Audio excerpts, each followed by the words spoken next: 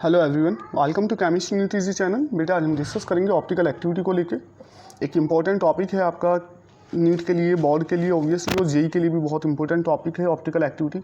हालांकि ये जो है ऑप्टिकल आइसोमेरिज्म हमारा डिस्कस किया जाता है जब हम जीओसी पढ़ते हैं, जनरल ऑर्गेनिक केमिस्ट्री।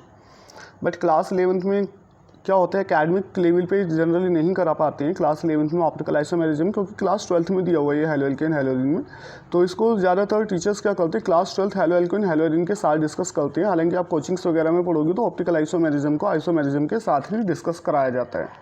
तो आज हमारा टॉपिक रहेगा ऑप्टिकल आइसोमेरिज्म को लेके, ठीक है। लेकिन हम स्टार्ट करेंगे क्लासिफिकेशन ऑफ आइसोमेरिज्म से। तो देखो, जो हमारी आइसोमेरिज्म होती है, हालांकि हम आइसोमेरिज्म आज डिस्कस नहीं करेंगे, हम डिस्कस करेंगे ऑप्टिकल आइसोमेरिज्म। जो हमारा आइसोमेरिज्म होता है ये 2 टाइप्स का होता है। एक स्ट्रक्चरल आइसोमेरिज्म,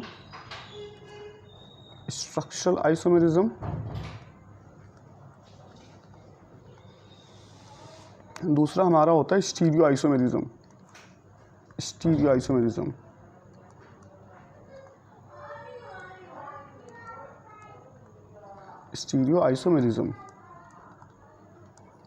स्टीरियो आइसोमेरिज्म में फर्दर क्लासिफिकेशन होता है। एक हमारा स्टीरियो आइसोमेरिज्म में होता है कॉन्फिगरेशनल आइसोमेरिज्म,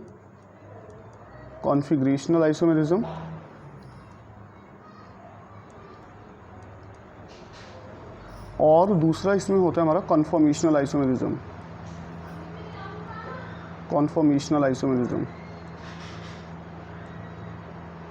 ठीक है। और कॉन्फिगरेशनल आइसोमेरिज्म में भी फर्दर क्लासिफिकेशन होता है। एक इसमें होता है जियोमेट्रिकल आइसोमेरिज्म,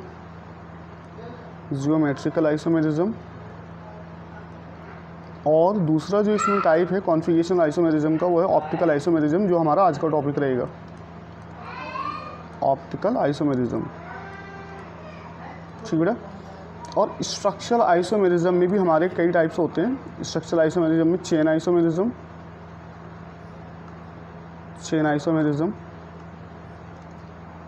पोजीशन आइसोमेरिज्म, और फंक्शनल आइसोमेरिज्म, और एक होता है हमारा metamerism.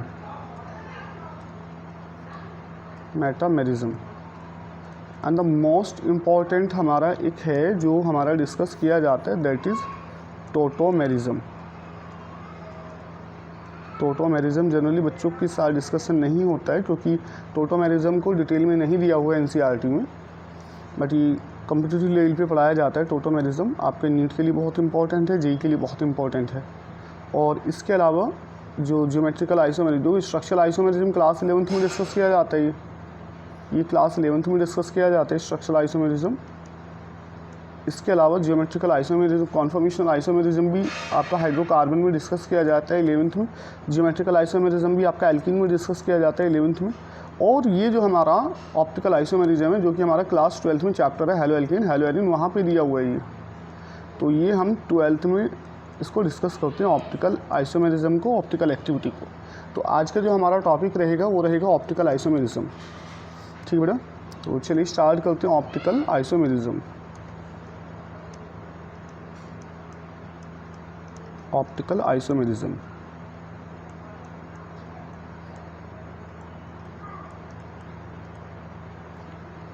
What is optical isomerism, इसको समझते हैं। तो देखो, हमारे पास जो स्टीरियो आइसोमर्स हैं, जिनका मॉलिक्यूलर फार्मूला सेम है, स्ट्रक्चर फार्मूला सेम है, लेकिन प्लेन पोलराइज्ड लाइट है, उसको रोटेट कराने में इनका बिहेवियर थोड़ा अलग होता है, एक दूसरे से डिफरेंट होते हैं। तो ऐसे आइसोमर्स को हम कहते हैं ऑप्टिकल आइसोमेरिज्म। तो optical isomerism means that stereo isomers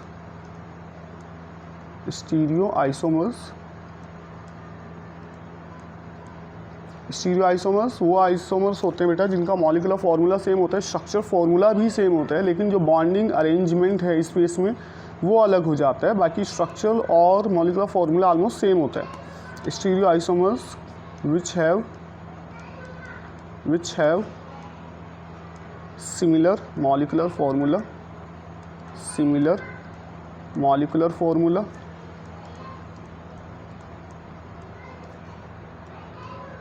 similar molecular formula and almost similar structural formula, almost similar structural formula, similar structural formula, but have difference, but have difference in rotation of, in rotation of plane polarized light, plane polarized light,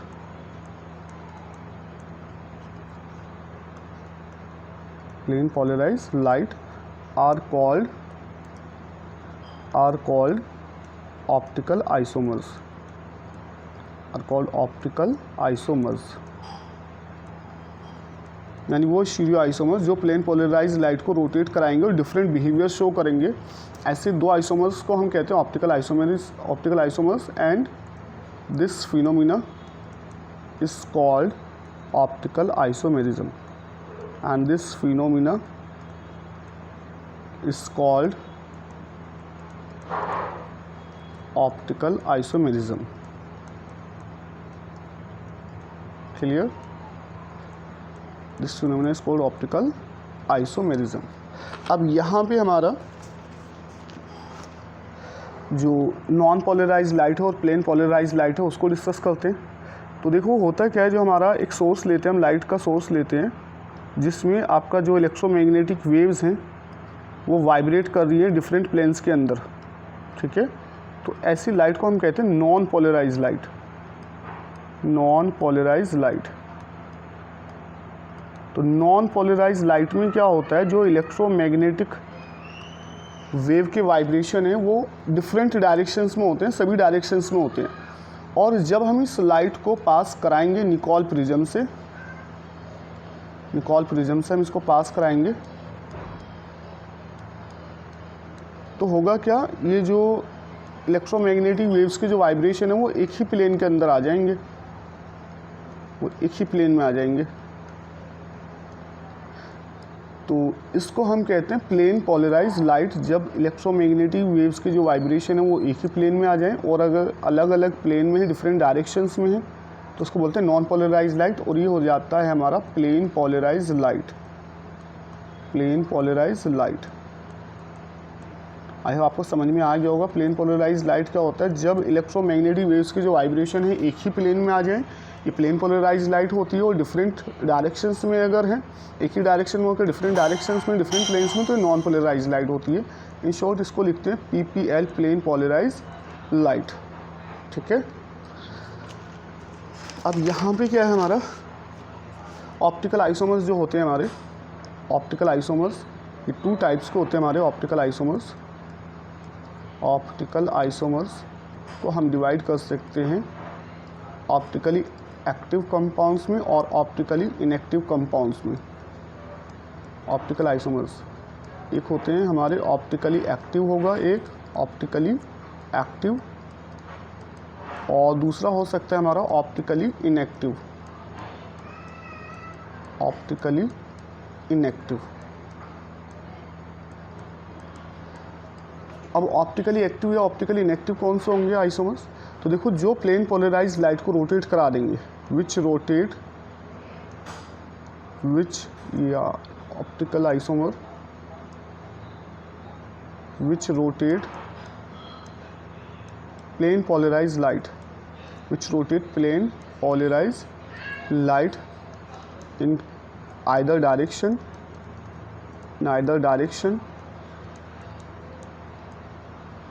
are optically active,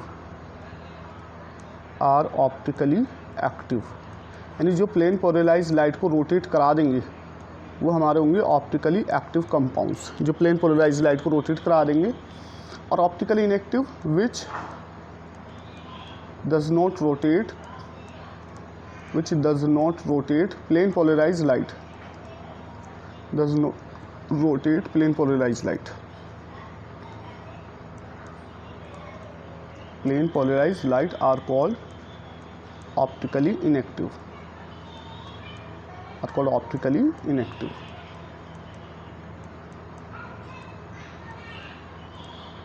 ठीक, are called optically inactive. इसको ऐसे समझो, suppose हमारे पास ये है plane polarise light है और यहाँ पे भी ऑप्टिकली एक्टिव जो है, ऑप्टिकली एक्टिव कंपाउंड ये 2 टाइप्स के होते हैं हमारे। ये क्लियर है, जो प्लेन पोलराइज लाइट को रोटेट करा देगा वो ऑप्टिकली एक्टिव होगा, जो प्लेन पोलराइज लाइट को रोटेट नहीं कराएगा वो ऑप्टिकली इनएक्टिव होगा। इसको अभी डायग्राम की हेल्प से हम समझ लेंगे। अभी वो ऑप्टिकली एक्टिव में भी हमारा एक होता है डेक्स्ट्रो रोटेटरी। ऑप्टिकल एक्टिव में भी हमारे 2 होते हैं, डेक्स्ट्रो रोटेटरी और लीवो रोटेटरी।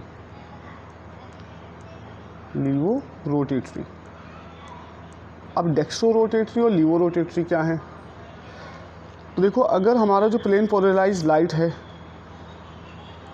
हमारे प्लेन पोलराइज लाइट है, ये हमने किसी ऑप्टिकली एक्टिव सॉल्यूशन से पास कराया, और उसने इस प्लेन पोलराइज लाइट को रोटेट करा दिया क्लॉकवाइज डायरेक्शन में। कैसे रोटेट करा दिया? क्लॉकवाइज डायरेक्शन में, ठीक है। उसने प्लेन पोलराइज लाइट को रोटेट कैसे करा दिया? क्लॉकवाइज डायरेक्शन में। तो ये जो हमारा ऑप्टिकली एक्टिव कंपाउंड है ये होगा डेक्स्ट्रो रोटेटरी। अगर प्लेन पोलराइज लाइट को रोटेट करा दिया क्लॉकवाइज डायरेक्शन में, ठीक है, rotate plane polarise light in clockwise direction, such optically active compounds are called dextrorotatory. और अगर जो प्लेन पोलराइज लाइट हमारे पास है उसने रोटेट कराया, हमने किसी ऑप्टिकली एक्टिव कंपाउंड के एक्वा सॉल्यूशन से पास कराया और उसने रोटेट कराया लाइट को एंटी क्लॉकवाइज डायरेक्शन में। कैसे? एंटी क्लॉकवाइज डायरेक्शन में। तो अगर वो एंटी क्लॉकवाइज डायरेक्शन में रोटेट करा रहा है लाइट को, तो ये हमारा हो जाएगा एंटी क्लॉकवाइज डायरेक्शन में अगर रोटेट कराता है तो ये हमारा हो जाएगा आप लीवो रोटेटरी। कैसे हो जाएगा? ये हमारा लीवो रोटेटरी का प्लेन पोलराइज लाइट को एंटी क्लॉकवाइज डायरेक्शन में रोटेट कराया। Rotate plane polarise light in anticlockwise direction. तो आप ये याद रखिएगा दैट अगर ऑप्टिकली एक्टिव कंपाउंड है वो प्लेन पोलराइज लाइट को रोटेट करा रहा है क्लॉकवाइज डायरेक्शन में, तो ये हो जाएगा हमारा डेक्स्ट्रो रोटेटरी। और अगर प्लेन पोलराइज लाइट को रोटेट करा रहा है एंटी क्लॉकवाइज डायरेक्शन में, ये हमारा हो जाएगा लीवो रोटेटरी। और अगर हमने जैसे हमारा ये है प्लेन पोलराइज लाइट है, हमने किसी एक्वा सॉल्यूशन कंपाउंड के एक्वा सॉल्यूशन से पास कराया, ठीक है, और वो हमें ऐसा ही मिल गया जैसे था plane polarise light, that is no rotation. क्या रहा? रोटेशन ज़ीरो रोटेशन रहा। तो ऐसे कंपाउंड्स होते हैं हमारे ऑप्टिकली इनएक्टिव। आई होप आपको अच्छे से समझ में आ गया होगा, ठीक है। नेक्स्ट इसमें हम जो डिस्कस करेंगे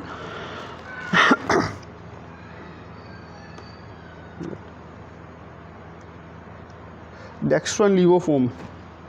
dextro and levo form are called as optical isomers, तो किसी कंपाउंड की डेक्स्ट्रो लीवो फॉर्म जो होंगी इनको हम क्या कहते हैं बेटा? Optical isomers. और प्लेन पोलराइज लाइट को रोटेट कराने का जो फिनोमिना है, जब हम किसी कंपाउंड के एक्वा सॉल्यूशन से पास कराते हैं पीपीएल को, प्लेन पोलराइज लाइट को, वो रोटेट हो जाती है, तो इस फिनोमिना को हम कहते हैं बेटा ऑप्टिकल आइसोमेरिज्म, ठीक है। अब ऑप्टिकल आइसोमेरिज्म में हमारा जो प्लेन पोलराइज लाइट है वो कितना डिग्री रोटेट हुआ है, इसको बोलते हैं स्पेसिफिक रोटेशन, ठीक है। तो जो स्पेसिफिक रोटेशन है, specific rotation of plane polarise light by an optically active compound,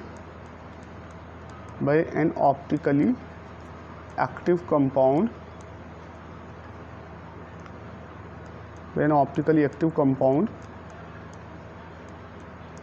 is measured by an instrument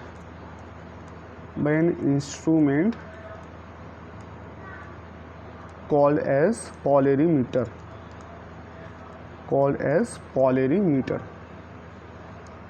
तो उसका मतलब पोलरीमीटर। क्लियर? वो इंस्ट्रूमेंट जो स्पेसिफिक रोटेशन को मेज़र करेगा कि प्लेन पोलराइज लाइट कितना रोटेट हुआ है क्लॉकवाइज एंटी क्लॉकवाइज में, इसको बोलते हैं बेटा पोलरीमीटर। क्लियर? नेक्स्ट यहाँ पे हम बात करेंगे condition for optical isomerism. Next is condition for optical isomerism या ऑप्टिकल एक्टिविटी। हम कैसे फाइंड करेंगे कि कोई कंपाउंड ऑप्टिकली एक्टिव है या ऑप्टिकली इनएक्टिव है। कंडीशन फॉर ऑप्टिकल एक्टिविटी, ये आपका इम्पॉर्टेंट पॉइंट है कि कौन सा कंपाउंड ऑप्टिकली इनएक्टिव है और कौन सा कंपाउंड ऑप्टिकली एक्टिव है। ये हम कंपाउंड को देख के कैसे आइडेंटिफाई करेंगे। तो इसमें दो कंडीशन आप याद रखिए। फर्स्ट कायरल कार्बन, फर्स्ट आप याद रखें कायरल कार्बन या एसिमेट्रिक कार्बन। एसिमेट्रिक कार्बन, अब कायरल कार्बन या एसिमेट्रिक कार्बन क्या है। तो देखो, अगर कोई कंपाउंड हमें दिया गया है, ऑर्गेनिक मॉलिक्यूल हमें दिया है और उसमें क्या है, जो चारों एटम या ग्रुप ऑफ एटम जो कार्बन से जुड़े हुए हैं वो सभी डिफरेंट हैं, ठीक है, वो सभी क्या है, डिफरेंट हैं। तो ऐसा कार्बन जो होता है इसको वो हम बोलते हैं बेटा, ऐसे कार्बन को स्टीरियो सेंटर या इसको हम कहते हैं कायरल कार्बन या इसको हम बोलते हैं बेटा एसिमेट्रिक कार्बन, क्योंकि इसमें सिमेट्री नहीं होती इसलिए इसको कहते हैं एसिमेट्रिक कार्बन। आई बात समझ में। तो ऐसा कार्बन, ऑर्गेनिक मॉलिक्यूल में ऐसा कार्बन जिसमें चारों एटम या ग्रुप ऑफ एटम क्या हैं, either group of atom different हैं। तो ऐसा कार्बन जो होता है मॉलिक्यूल के अंदर हमारा होता है कायरल कार्बन या इसको हम बोलते हैं एसिमेट्रिक कार्बन। तो अगर देखो ऑर्गेनिक मॉलिक्यूल के अंदर कायरल कार्बन या एसिमेट्रिक कार्बन प्रेजेंट है तो कंपाउंड जो है हमारा, जो ऑर्गेनिक मॉलिक्यूल है, that will be optically active. क्या होगा, वो ऑप्टिकली एक्टिव होगा कंपाउंड।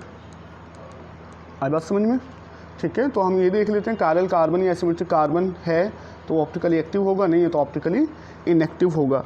दूसरा इसमें हमारे पास है कायरलिटी। नेक्स्ट कंडीशन जो है वो क्या है,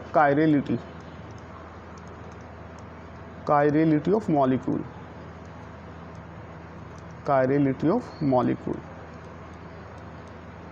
अब क्या है, जो भी ऑर्गेनिक मॉलिक्यूल है उसका हम मिरर इमेज बना सकते हैं, सबकी मिरर इमेज होती है, ठीक है। If mirror image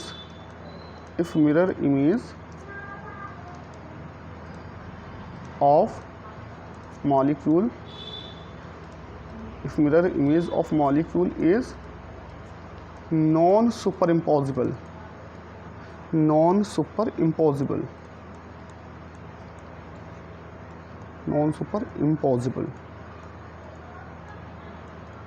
then molecule is chiral,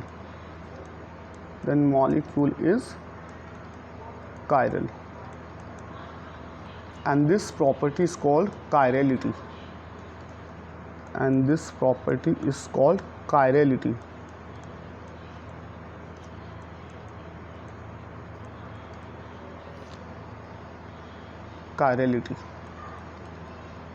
ठीक।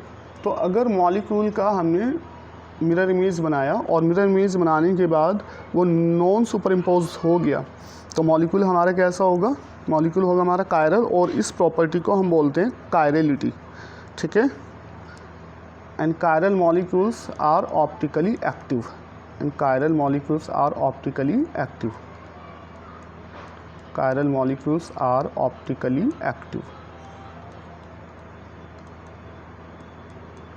क्लियर। देखो जैसे हमारे पास ये कंपाउंड है, ए, ठीक है। अब ए का जो मिरर इमेज बनाओगे, ए का मिरर इमेज फॉर एग्जांपल ले लें हम, ए का मिरर इमेज ये बनेगा और ए को उठा के जस्ट इसी के ऊपर सुपर इम्पोज करो, ठीक है। जैसे ए को उठा के, जैसे ए को हमने ऊपर से उठाया और ए के ऊपर सुपर इम्पोज कर गया तो ए क्या कर लेगा, ए को कवर कर लेगा, यानी ये क्या हो जाएगा, हमारा मिरर इमेज जो है ये क्या कर जाएगी, ऑब्जेक्ट को सुपर इम्पोज कर जाएगी। क्या कर जाएगी, सुपर इम्पोज। तो अगर जो ऑब्जेक्ट है हमारा, ऑब्जेक्ट का जो मिरर इमेज हमने बनाया और मिरर इमेज को उठा के ऑब्जेक्ट के ऊपर रखा एज इट इज़, ठीक है, कोई चेंज ही नहीं करना, और वो उसको सुपर इम्पोज कर गया। सुपर इम्पोज मतलब उसको पूरा कवर कर लिया उसने। तो ऐसा जो कंपाउंड होगा, ऐसा जो मॉलिक्यूल होगा वो हमारा होगा ऑप्टिकली इनएक्टिव। अभी सुपर इम्पोज कर गया तो कैसा हो जाएगा, ऑप्टिकली इनएक्टिव। बट अगर हमारे पास कोई दूसरा मॉलिक्यूल ये है, ठीक है, और इसका मिरर इमेज क्या बनेगा, ये हमारे पास कोई ऑब्जेक्ट है, कोई मॉलिक्यूल है, ऑब्जेक्ट है, इसका मिरर इमेज ये बनेगा, ठीक है, इसका मिरर इमेज ये बनेगा। अब इस इमेज को उठा के अगर इसके ऊपर रखोगे ऑब्जेक्ट के ऊपर, तो हमारा कुछ इस तरह से कॉन्फ़िगरेशन हमें मिलेगा दैट ये हमारा ये हो गया P, और इसका मिरर इमेज जब हम रखेंगे, इसका मिरर इमेज रखेंगे तो वो कुछ इस तरह से आएगा, इसका मिरर इमेज ऐसे, ठीक है, यानी कि सुपर इम्पोज नहीं कर पाया, ठीक है, not super impose, not super impose. तो अगर सुपर इम्पोज नहीं हो पा रहा है तो हमारा जो मॉलिक्यूल होगा, वो हमारा जो कायरल मॉलिक्यूल होगा वो हो जाएगा ऑप्टिकली एक्टिव, ऑप्टिकली एक्टिव। तो कुछ नहीं है, जो भी मॉलिक्यूल दिया हुआ है उसके मिरर इमेज बनाओ, अगर वो सुपर इम्पोज कर गया मिरर इमेज और ऑब्जेक्ट आपस में सुपर इम्पोज कर गए तो compound optically active, optically inactive होगा, और अगर सुपर इम्पोज नहीं करते हैं तो कंपाउंड ऑप्टिकली एक्टिव हो जाएगा, अदरवाइज सुपर इम्पोज कर गया तो ऑप्टिकली इनएक्टिव होगा। क्लियर ये, ठीक है। जैसे फॉर एग्जाम्पल तो दो चीज़ें हैं, एक तो आप कायरलिटी चेक कर लें, मिरर इमेज बना के देख लें, मिरर इमेज अगर सुपर इम्पोज कर गई ऑब्जेक्ट के ऊपर तो ऑप्टिकली इनएक्टिव हो जाएगा, और अगर सुपर इम्पोज नहीं करती तो ऑप्टिकली एक्टिव। या आप क्या देख लें, कायरलिटी चेक, वो कायरल कार्बन देख लें, एसिमेट्रिक कार्बन देख लें, तो अगर चारों एटम या ग्रुप ऑफ एटम डिफरेंट है कार्बन के पास तो ये कायरल कार्बन एसिमेट्रिक कार्बन होगा और ऑप्टिकली एक्टिव होगा, ठीक। जैसे फॉर एग्जाम्पल हम कंसिडर करके चलें, एक हमारे पास है propane two all, propane two all. तो प्रोपेन टू ऑल का स्ट्रक्चर क्या बनेगा, देखो ज़रा, CH3 CHOH CH3, और दूसरा हमारे पास है butane two all, butane two all. Butane two all का स्ट्रक्चर क्या बनेगा, CH3 CHOH CH2 CH3, ये हमारा हो गया ब्यूटेन टू ऑल, ठीक है। अब यहाँ पे ध्यान से देखें, यहाँ पे हमारा एक ग्रुप तो OH है, एक हमारा H है, और यहाँ पे हमारे CH3 और CH3 क्या आ गए, सेम आ गए, क्या आ गए, सेम। अगर हम इनका मिरर इमेज बनाते हैं तो ये सुपर इम्पोज कर जाएंगे, और ये जो कार्बन है यहाँ पे कैसा है, ये कार्बन अब हमारा ये कायरल नाउ के कैसा है, ये अकायरल है, कैसा है, ये अकायरल, और यहाँ सिमेट्री आ गया, ठीक है। तो ये हमारा हो जाएगा ऑप्टिकली इनएक्टिव। तो अगर सेम एटम या ग्रुप ऑफ एटम आ गए तो हमारा कैसा हो जाएगा, कंपाउंड ऑप्टिकली इनएक्टिव। आई बात समझ में। तो आप कायरल कार्बन देख लो, कायरल कार्बन है, मिरर इमेज बनाओगे और सुपर इम्पोज करके ऑप्टिकली इनएक्टिव हो जाएगा, और अगर आप देख लें कि कायरल कार्बन नहीं आ रहा है तो भी ऑप्टिकली इनएक्टिव। अब जैसे इस कार्बन को देखें, एक इसमें हम इथाइल है, एक हमारा हाइड्रोजन है, एक हमारा OH है, एक हमारा इथाइल है, चारों ग्रुप डिफरेंट है, इससे जो जुड़े हुए हैं चारों ग्रुप क्या है, डिफरेंट है। तो हमारा यहाँ पे क्या है, ब्यूटेन टू ऑल में हमारा कायरल कार्बन प्रेजेंट है। आई बात समझ में, यहाँ पे हमारा कायरल कार्बन प्रेजेंट है, और यहाँ पे हमारा प्रोपेन टू ऑल में कोई कायरल कार्बन नहीं है, नो कायरल कार्बन। तो अगर कायरल कार्बन प्रेजेंट है तो ये हमारा हो जाएगा ऑप्टिकली एक्टिव। ऐसे ही आपको क्वेश्चंस बनेंगे, ठीक है। आपको IPC नेम दे दिया जाएगा, कहा जाएगा आइडेंटिफाई करो कौन सा ऑप्टिकली एक्टिव होगा, कौन सा ऑप्टिकली इनएक्टिव होगा, ठीक है। जैसे फॉर एग्जांपल ये क्वेश्चन है आपके लिए, क्वेश्चन क्या मैं आपको सीधा सीधा बता रहा हूँ आपको इसमें, that as a note point में आप याद रखिएगा दैट एक हमारे पास एग्जाम्पल है 2-क्लोरोब्यूटेन, 2-क्लोरोब्यूटेन। तो आप इनका स्ट्रक्चर्स बना के देख लेना, कायरल कार्बन है नहीं है, 2-क्लोरोब्यूटेन है, दूसरा है 2,3-डाईहाइड्रोक्सी, 2,3-डाईहाइड्रोक्सी ब्यूटेनल, 2,3-डाईहाइड्रोक्सी ब्यूटेनल, और तीसरा 2,3-डाईहाइड्रोक्सी प्रोपेनल, ठीक है, 2,3-डाईहाइड्रोक्सी प्रोपेनल, ठीक है। और एक है हमारे पास ब्रोमो क्लोरो अगर आपको IPC नेमिंग आती है तो आप स्ट्रक्चर्स बना सकते हैं आराम से। Bromo chloro iodo methane, bromo chloro iodo methane, ठीक है। और एक हमारे पास है 2 bromo propanoic acid, 2 bromo propanoic acid. तो अगर आप इनका स्ट्रक्चर्स बनाओगे बेटा, इन सब का स्ट्रक्चर्स बनाओगे तो आपको इन सब में कायरल कार्बन मिलेगा, ठीक है। आपको इन सब में क्या मिलेगा? कायरल कार्बन मिलेगा, कायरल कार्बन। तो ये सारे कंपाउंड्स कैसे हैं? Optically active. कैसे हैं? Optically active. आप चाहे तो बना के देख लेना, ठीक है। आपको कायरल कार्बन मिल जाएगा इन सब में। एक ऐसा कार्बन जिससे चारों एटम या ग्रुप ऑफ एटम डिफरेंट है, और ये कायरल कार्बन कैसा होगा? ऑप्टिकली एक्टिव, जो प्लेन पोलराइज्ड लाइट को रोटेट करा देगा। क्लियर है आपका इसमें? नेक्स्ट इसमें हम टर्मिनोलॉजी है इनेंशियोमर, ठीक है। What are enantiomers? इनेंशियोमर्स क्या होते हैं? ये एक आध नंबर में डेफिनेशन आ जाती है, इनेंशियोमर्स के बारे में पूछ लेते हैं। तो इनेंशियोमर्स क्या हैं? These are the optical isomers, these are the optical isomers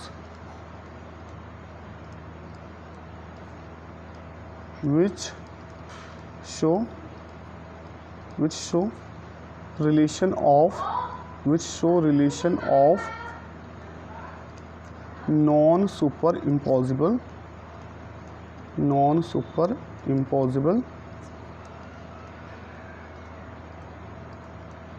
which show non-superimposable mirror image relation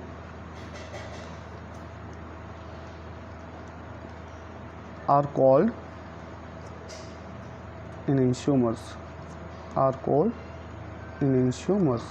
तो enantiomers वो ऑप्टिकल आइसोमर्स हैं जो non super impossible mirror image object relationship show करेंगे, और ऐसे ऑप्टिकल आइसोमर्स को हम कहते हैं enantiomers, ठीक है। जिससे हमारा dextro and levo form of an optically active compound. कोई हमारे पास ऑप्टिकली एक्टिव कंपाउंड है, ठीक है। ऑप्टिकली एक्टिव कंपाउंड है हमारे पास कोई, उसका जो डेक्स्ट्रो लीवोफॉर्म आएगा उनको हम क्या बोलेंगे? Enantiomer, optically active compound. तो डेक्स्ट्रो लीवोफॉर्म क्या हो जाएंगे? These are called enantiomers collectively, ठीक है बेटा। जैसे फॉर एग्जाम्पल हमारे पास एक ये है कंपाउंड, ये हमारा मीसो टार्ट्रिक एसिड है, OH H। इसका मिरर इमेज जो बनेगा, इसका मिरर इमेज अगर हम बनाएं तो मिरर इमेज हम इसका अगर बनाते हैं तो देखते हैं नॉन सुपर इम्पोज कर जाएगा, नहीं करेगा, ठीक है। इसका मिरर इमेज ये बनेगा COH OH H। अगर मान के चलें एक ऑब्जेक्ट है और दूसरा इसमें क्या है? हमारा इमेज है, ठीक है। मान लो ये तो हमारे पास क्या ऑब्जेक्ट है और इसका इमेज ये है। अब इसको सुपर इम्पोज करके देखो, क्या फर्स्ट और सेकंड सुपर इम्पोज कर पा रहे हैं? पूरा फर्स्ट और second are non superimpose, this show non super impossible mirror image relation, non super impossible mirror image relation. इसलिए फर्स्ट और सेकंड क्या है हमारे? First and second are enantiomers. तो कई बार आपको कंपाउंड दे दिया जाता है, नीट में क्वेश्चन आया वो भी है, नीट में और जेईई में कई बार आपको कंपाउंड दे दिया और आपको आइडेंटिफाई कराएंगे इनमें से कौन से इनेंशियोमर्स हैं। तो जो non super impossible mirror image object relation show करेंगे वो इनेंशियोमर्स होते हैं, ठीक है। अब यहाँ पे नोट पॉइंट याद रखिएगा, what is note point? That enantiomers have same physical chemical properties.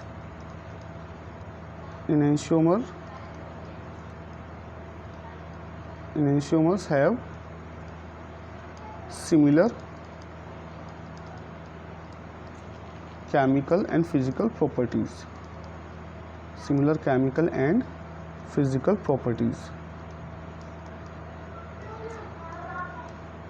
But show different behavior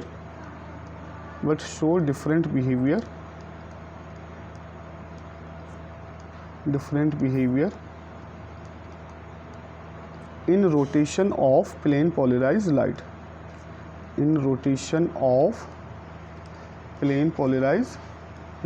इस चीज़ का ध्यान रखना कि जो हमारे इलेक्ट्रोमर्स होते हैं इनकी फिजिकल केमिकल प्रॉपर्टीज़ तो क्या होती है, सेम होती है, ठीक है, लेकिन इनका जो बिहेवियर है प्लेन पोलराइज लाइट को रोटेट कराने के लिए वो डिफरेंट होता है।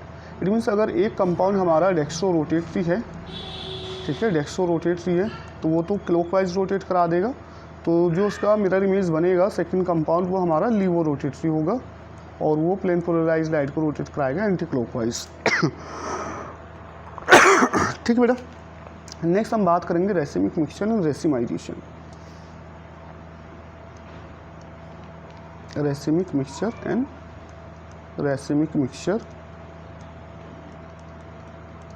रेसिमाइजेशन। छोटी छोटी डेफिनेशंस हैं बट इम्पॉर्टेंट हैं, ऑप्टिकल आइसोमेरिज्म से रिलेटेड है। Racemic mixture and racemisation. Now what is racemic mixture and what is racemisation. तो क्या होता है बेटा, जो इक्वीमोलर मिक्सचर होता है, इक्वीमोलर mixture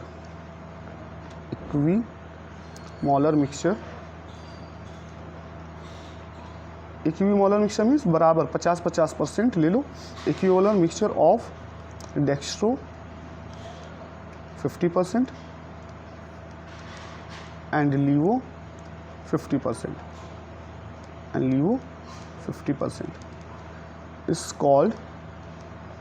is called equimolar, is called racemic mixture, यानी अगर हमारे पास 50% डेक्स्ट्रो है और 50% लीवो का मिक्सचर है तो ये क्या हो जाएगा, रेसिमिक मिक्सचर। और ये जो रेसिमिक मिक्सचर होगा क्या होगा, ऑप्टिकली एक्टिव क्या ऑप्टिकली इनएक्टिव। 50% डेक्स्ट्रो है 50% लीवो है, तो एक अगर क्लॉकवाइज रोटेट कराएगा लाइट को तो दूसरा उसको एंटी क्लॉकवाइज रोटेट करा देगा। तो याद रखो racemic mixture is optically inactive. आई बात समझ में।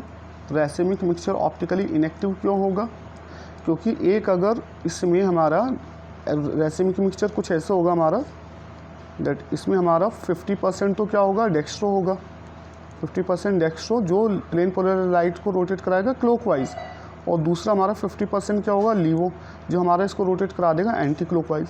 तो नेट रोटेशन क्या आ जाएगा हमारा, प्लेन पोलराइज लाइट का नेट रोटेशन आ जाएगा 0। नेट रोटेशन क्या आ जाएगा, 0। इसलिए रेसिमिक मिक्सचर क्या होता है, ऑप्टिकली इनएक्टिव होता है। क्लियर। दूसरा इसमें अगर हम बात करें रेसिमाइजेशन की, व्हाट इज रेसिमाइजेशन। तो रेसिमाइजेशन क्या है, अगर हमारे पास कोई ऑप्टिकली एक्टिव एल्काइल हैलाइड है, ऑप्टिकली एक्टिव कंपाउंड है, दैट कन्वर्जन ऑफ या हम कहें द प्रोसेस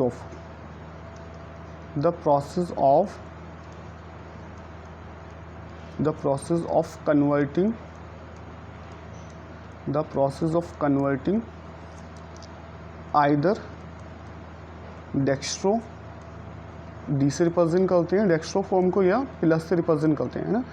जो डेक्स्ट्रो है, डेक्स्ट्रो रोटेटरी जो कंपाउंड है उसको स्मॉल डी से रिप्रेजेंट करते हैं या हम प्लस साइन से रिप्रेजेंट करते हैं। The process of converting either dextro और लीवो को स्मॉल एल से रिप्रेजेंट करते हैं, आइदर माइनस साइन से रिप्रेजेंट करते हैं। The process of converting either dextro और levo optically active compound into racemic mixture। अब जो रेसिमिक मिक्सचर है इसमें तो डेक्स्ट्रो लीवो दोनों प्रेजेंट है, तो रेसिमिक मिक्सचर को हम डिनोट करेंगे आइदर DL एक साथ लिख के, या फिर हम इसको डिनोट करेंगे रेसिमिक मिक्सचर को कंपाउंड के नेम से पहले प्लस माइनस लिख के। Racemic mixture is called racemisation.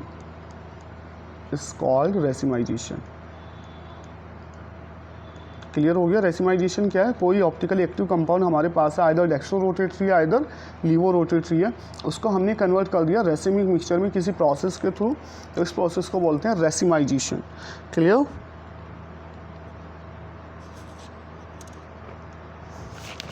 Next हमारा इसमें बात करेंगे after this retention and inversion in configuration, जो हमारा डेफिनेशन पूछ लेते हैं कभी कभी, that rotation in configuration, rotation in configuration, rotation in configuration and inversion in configuration, ये दो टर्म हैं, इन्वर्जन इन कॉन्फ़िगरेशन। हालांकि है कुछ खास नहीं इसमें, इन्वर्जन इन कॉन्फ़िगरेशन तो है क्या, अगर हमारा कोई कंपाउंड है और आफ्टर रिएक्शन उसका कॉन्फ़िगरेशन अगर रिटेन रहा पहले की तरह तो इसको बोलते हैं रिटेंशन इन कॉन्फ़िगरेशन, और अगर जो कंपाउंड है आफ्टर रिएक्शन कॉन्फ़िगरेशन चेंज हो गया इसको कहते हैं इन्वर्जन इन कॉन्फ़िगरेशन। जैसे एक एग्जांपल हम लें, अगर दैट हमारे पास ये है, कायरल कार्बन है हमारे पास C2H5, ठीक, और ये हैलोजन लगा हुआ है इस पर, और एक हमारे पास ये हाइड्रोजन है, ठीक है, और ये हमारे पास है मिथाइल CH3, ठीक है। अब इसको समझो दैट हमारे पास हमने जो है X का हैलोजन का सब्स्टिट्यूशन कराया किसी Y एटम से, तो देखो अगर कॉन्फ़िगरेशन सेम रहा है ऐसे ही जैसे हमारा इनिशियली मिला हुआ है ये C2H5 और ये Y, ये H और ये CH3, तो देखो कॉन्फ़िगरेशन में कोई चेंज नहीं आया, बस हैलोजन को सब्स्टिट्यूट कर दिया है किसने, Y ने, सब्स्टिट्यूशन रिएक्शन है, हैलोजन को Y ने सब्स्टिट्यूट कर दिया, उसके प्लेस पे आ गया, लेकिन कॉन्फ़िगरेशन में कोई चेंज नहीं आया। तो इस प्रोसेस को हम बोलते हैं रिटेंशन इन कॉन्फ़िगरेशन। क्या बोलते हैं इसको, रिटेंशन इन कॉन्फ़िगरेशन। आई बात समझ में। बट अगर हमारा रिएक्शन के बाद कॉन्फ़िगरेशन कुछ इस तरह से मिलता,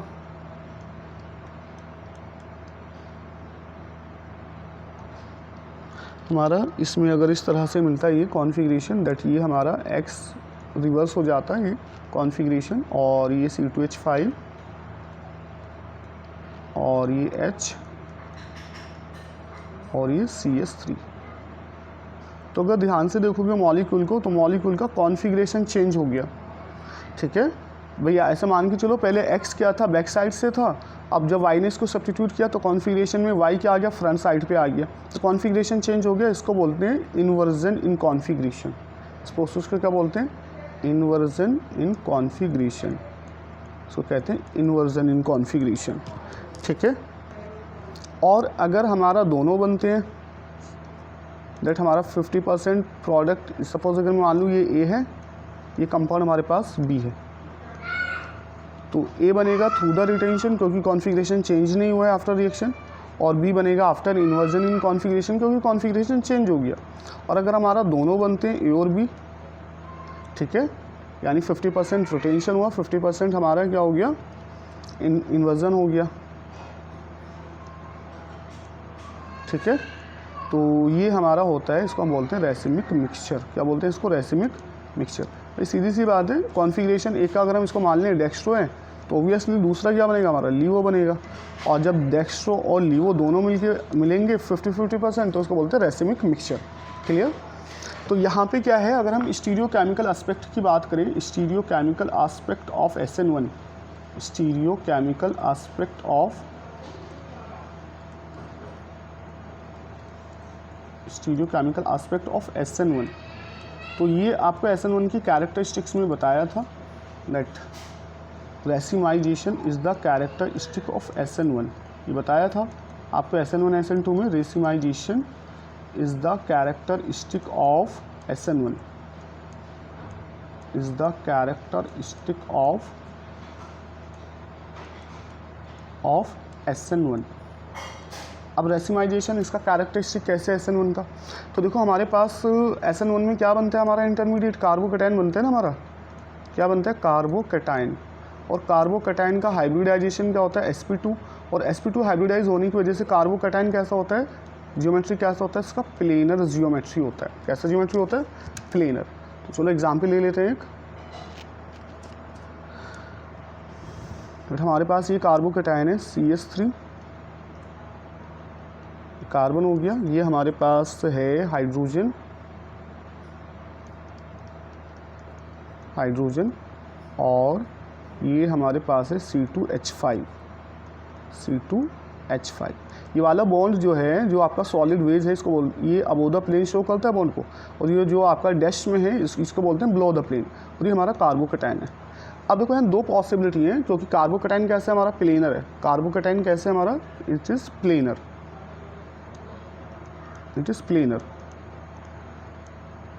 तो यहाँ पे अगर हमारा OH माइनस जो है, जो न्यूक्लियोफाइल है, वो फ्रंट साइड से अटैक करे, किससे अटैक करे, फ्रंट साइड से, तो हमारा कॉन्फ़िगरेशन हमें ये मिलेगा।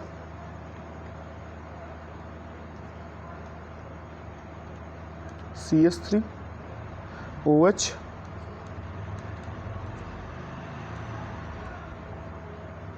C2H5 एंड ये हमारे पास क्या है, हाइड्रोजन।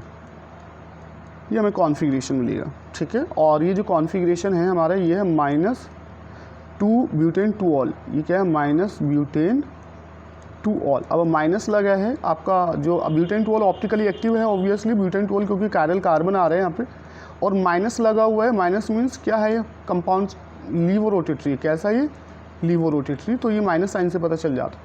दूसरा देखो हमारे पास, अगर हमारा OH माइनस जो है वो बैक साइड से अटैक करता है, OH माइनस कहाँ से अटैक करता है, बैक साइड से, तो हमारा जो कंपाउंड मिलेगा, हमें कौन सा कंपाउंड मिलेगा, ये उसका कॉन्फ़िगरेशन क्या होगा, CH3 OH और H और CH3, ठीक है, ये मिला। और ये है हमारा plus butane 2 ol, plus butane 2 ol, ठीक है। तो हमारा 50% तो ये बनता है, minus butane 2 ol levorotatory, और 50% हमारा ये बना, क्योंकि OH माइनस बिलो द, वो above the plane and back sides दोनों तरफ से गया, तो हमारा 50% ये बना, 50% ये बना हमारा dextro.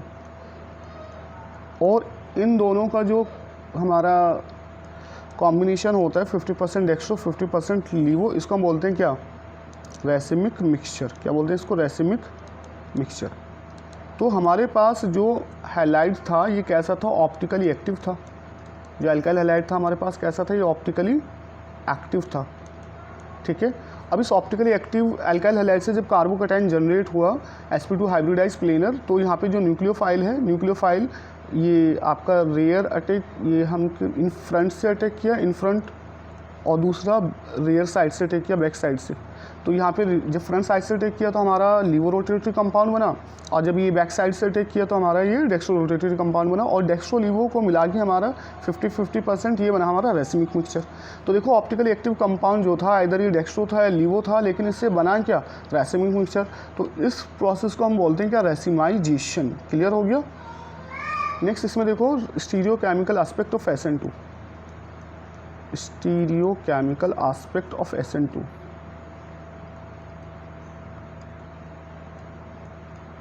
Stereo chemical aspect of SN2। अब पीछे रिएक्शन में बताया था कैरेक्टरिस्टिक्स ऑफ SN2 में, that inversion in configuration is the characteristic of SN2। Inversion in configuration, inversion in configuration, या इसको बोलते हैं वाल्डेन इन्वर्जन। क्या बोलते हैं इसको, वाल्डेन इन्वर्जन। अब इन्वर्जन इन कॉन्फ़िगरेशन या वाल्डेन इन्वर्जन मैंने बताया था कि अगर डेक्स्ट्रो रोटेटरी सबस्ट्रेट है तो प्रोडक्ट बनेगा लीवो रोटेटरी आफ्टर SN2, ठीक है। और अगर लीवो रोटेटरी सबस्ट्रेट है तो हमारा डेक्स्ट्रो रोटेटरी प्रोडक्ट बनेगा आफ्टर SN2 रिएक्शन, ठीक है। तो इसमें क्या होता है, इन्वर्जन इन कॉन्फ़िगरेशन हो जाता है इसमें, ठीक है। क्लियर।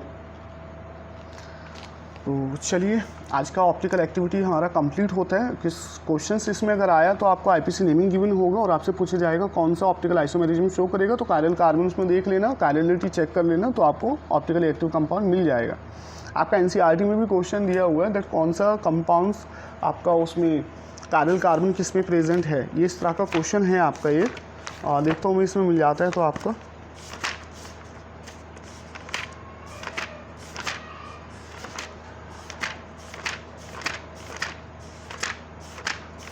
NCERT का ही क्वेश्चन है, उसमें आपका इंटेक्स क्वेश्चन है, हालांकि सॉल्व क्वेश्चन है, इंटेक्स क्वेश्चन है। उसमें पूछा जा रहा है कि इसमें हमारा ऑप्टिकली एक्टिव कंपाउंड कौन से हैं या कायरल कार्बन उसमें चेक कराया जा रहा है। सीरियस सेंटर देख लेना, जब आपको सोल्यूशन कराऊंगा मैं एनसीईआरटी के, तो उसमें आपको इंटेक्स क्वेश्चन और एनसीईआरटी एक्सरसाइज सोल्यूशन कराऊंगा, उसमें आपका आ जाएगा क्वेश्चन, ठीक है। तो चलिए ऑप्टिकल एक्टिविटी को कंप्लीट करते हैं। जो भी डेफिनेशंस वगैरह बताइए उनको कंप्लीट कर लेना अच्छे से, नोट्स वगैरह अच्छे से बना लेना, और बाकी क्वेश्चंस करेंगे हेलो एल्केन हेलोरीन के एमसीक्यूज भी करेंगे, कुछ स्पेसिफिक क्वेश्चन जो आपके जेईई में और नीट में आए हुए क्वेश्चंस हैं, और इसके अलावा आपका एनसीईआरटी सॉल्व भी करेंगे जब हेलो एल्केन हेलोरीन आपका कंप्लीट हो जाएगा। बाकी आप जैसे जैसे टॉपिक कंप्लीट होता है वैसे वैसे आपके क्वेश्चंस बनाते चलें आप इसमें क्वेश्चंस, ठीक है। इसमें 1 मिनट,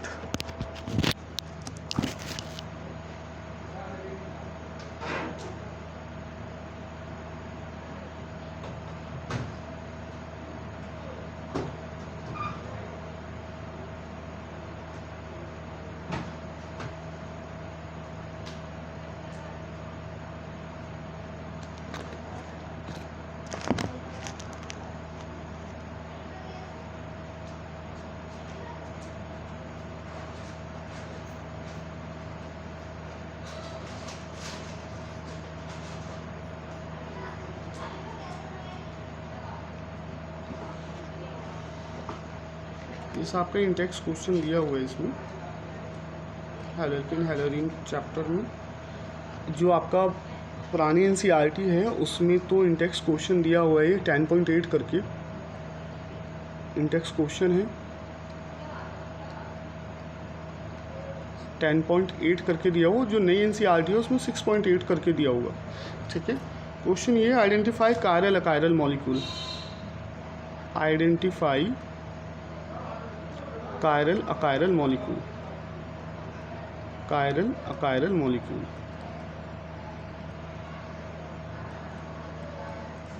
ठीक है। Chiral achiral molecules in each of the following pair, in each of the following pair.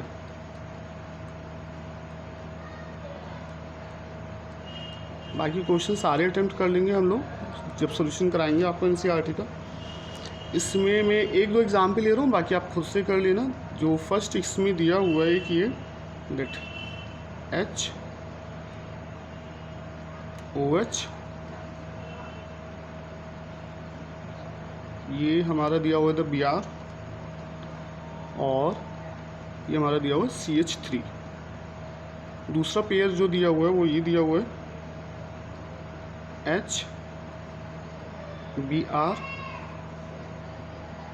Br और CH3। तो इसमें आराम से आइडेंटिफाई कर सकते हो दैट कौन सा कायरल है और कौन सा अकायरल है। इसमें ध्यान से देखोगे तो आपका कायरल कार्बन किस में प्रेजेंट है भाई, ये जो कार्बन है आपका इसमें चारों ग्रुप अलग हैं, OH है, हाइड्रोजन है, CH3 है और Br है। तो ये जो कायरल है हमारा, ये वाला जो कार्बन है ये कैसा है, कायरल कार्बन है। तो हमारा ये मॉलिक्यूल कैसा हो गया, कायरल, जबकि इसमें 2 सेम आ गई, और ये कैसा हो जाएगा हमारा अकायरल। तो आपको यही देखना है किस में सेम आ रहा है किस में डिफरेंट आ रहा है, ठीक है। तो वहीं से आपको कायरल अकायरल मॉलिक्यूल पता चल जाएगा। जैसे एक ये दिया हुआ है हाइड्रोजन, ये दिया हुआ है OH, ठीक है, और ये दिया हुआ है द CH3, और ये दिया हुआ है हमें यहाँ CH3। दूसरा इसमें दिया हुआ है पेयर CH3, ये हाइड्रोजन दे दिया, और ये OH दे दिया, और ये CH3 दे दिया। इसमें ध्यान से देखो, क्या तुम्हें ऐसा कार्बन दिख रहा है जिसमें चारों ग्रुप या एटम ऑफ ग्रुप डिफरेंट है। ये कार्बन जो है, जैसे ये वाला कार्बन देखो, इसमें एक CH3 है, एक इसमें ये आ गया CH2, CH3 पूरा ग्रुप अलग हो गया, हाइड्रोजन अलग हो गया और OH अलग हो गया।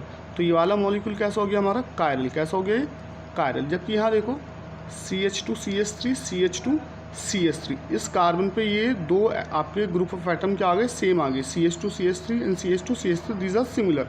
तो ये कैसा हो गया, अकायरल। तो ऐसे ही आपको क्वेश्चंस वगैरह मिलेंगे तो आप कर लेना। एनसीईआरटी में और भी दिया हुआ है, एक पेयर और दिया है, तो वो आप खुद से अटेम्प्ट करके देख लेना, ठीक है। तो चलिए आज के हमारा टॉपिक कंप्लीट होता है ऑप्टिकल एक्टिविटी। तो लाइक कीजिएगा, सब्सक्राइब कीजिएगा और ज़्यादा से ज़्यादा शेयर कीजिएगा।